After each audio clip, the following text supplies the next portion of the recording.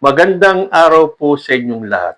Meron po akong ipapakitang mga larawan sa inyo at paki-comment nyo nga kagad kung sino ang unang papasok sa isipan ninyo kapag nakita nyo itong mga pictures na to. Picture number 1. Picture number 2. Picture number 3. O ayan, sa tingin ninyo, sino tong babaeng ito? Iisang babae ba yan? Yan ba sa tingin ninyo ay totoo o AI generated?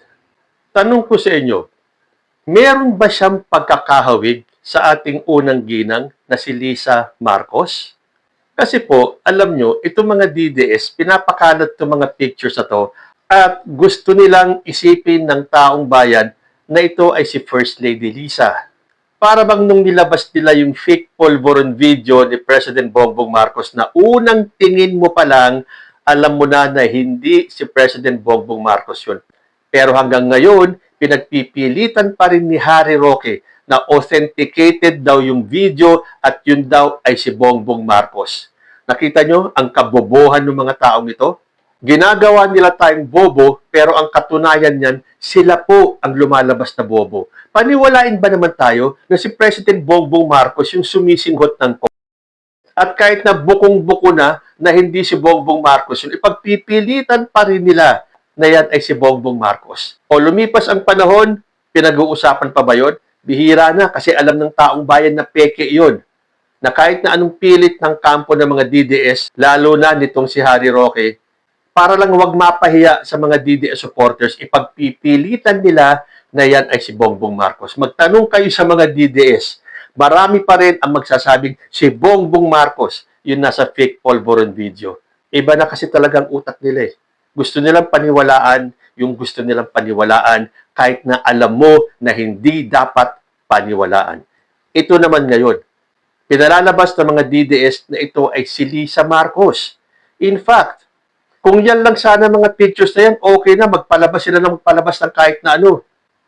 Kaya lang, meron pa pong isang picture. Ibe-blurred ko na lang po yung some parts of the picture. Alam nyo ba, na gusto talaga nilang paniwalain ng taong bayan na itong babaeng ito ay si First Lady Lisa Marcos? Sino ba ang nagpakalat ng picture na yan? Sabi kasi dito sa social media, isang nagngangalang Lorraine Badi, as in body, B-A-D-D-I-E, as in bad. Masamang tao yung naglabas niyan. Lorraine Badi kasi. Pero ang gustong sabihin ng mga netizens, ito daw ay si Lorraine Badoy. Ngayon, kung si Lorraine Badoy man ito o kung si Lorraine Badi ito, utak demonyo ka naman pala talaga. Kung sino man itong Lorraine Badi na to, kung si Badoy man to o hindi, isa lang talaga masasabi ko, utak demonyo kayo. Buhay pa kayo, pero sinisilaban na ang kaluluwa ninyo sa impyerno. Gusto nyo magpakalat ng intriga na naman?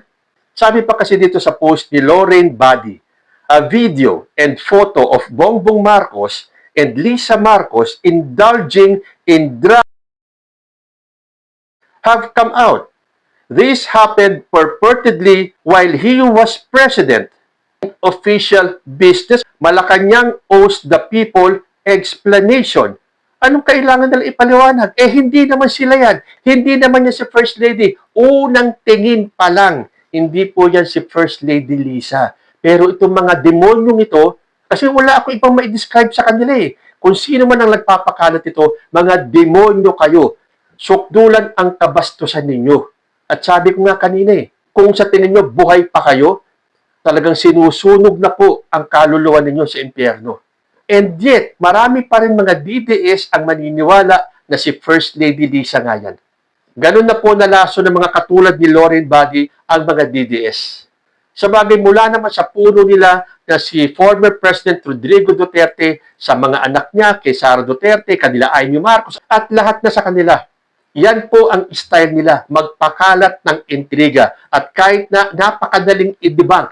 Kasi, bakit ang dilim ng mga pictures? Hindi ba yung din-style nila kay President Bongbong Marcos dun sa polvoron video? Kasi dapat, kung meron kayong ebidensya, yung maliwanag. Yung sinasabi nilang 4D ba yun? Or HD? O kung anumang klaseng picture na yun?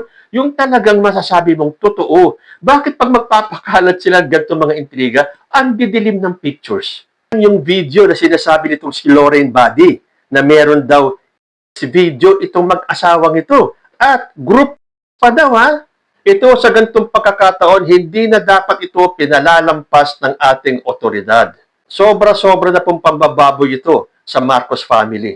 Kung natutuwa ang mga DDS dito, talagang magsama-sama kayo sa impyerno. Total, yun naman ang pinangako sa inyo ni Digong, di ba? Magsama-sama kayo sa impyerno. Hihintayin niya kayo sa impyerno. At sa kalagayan ni former president, baka malapit na nga siya at hintayin niya kayo sa impyerno. Dahil yan ang pangako niya sa inyo. Hihintayin niya kayo sa impyerno dahil siya daw ang papalit kay Satanas. At ang magiging presidente ninyo, si Sara Duterte. Na kahit na anong pagpapakita na nagsisimba, nagdadasal, hindi na po maaalis sa isipan ng tao na si Sara Duterte ang presidente ng impyerno. At ano kaya si Digong? Prime Minister? Hindi na kayo nahiya sa sarili ninyo? Alam na alam nyo na madidebunk ito? Alam na alam ninyo na hindi totoo ito, pero para lang makapanira, maglalabas kayo ng gantong kademonyohan? Wala na bang natitirang dangal at kabutihan sa buhay ninyo? Lalo na sa iyo, Lauren Body.